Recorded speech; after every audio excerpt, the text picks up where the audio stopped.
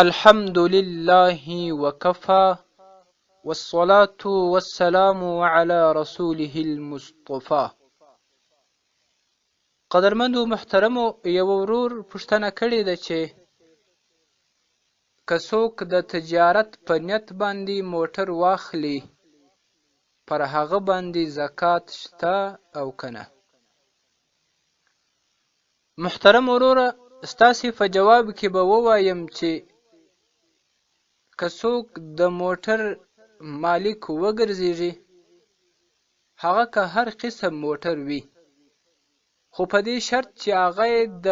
کسب دپاره چې زه به دا موټر په کرایه باندې چلوم یا د خپلې سورلۍ دپاره چې زه به پکښې سپرېږم او ګرځم به، که په دې شرط باندې نه وي او په نیت د تجارت وي، بلکل په هغه کې زکات فرض دی، زکات به یې ادا کوي. البحر الرایق جلد 2 صفحه 215،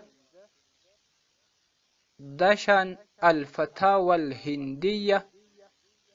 جلد 1 صفحه 102، فتح القدیر صفحه 219، بدائع الصنائع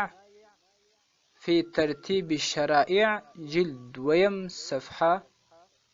20.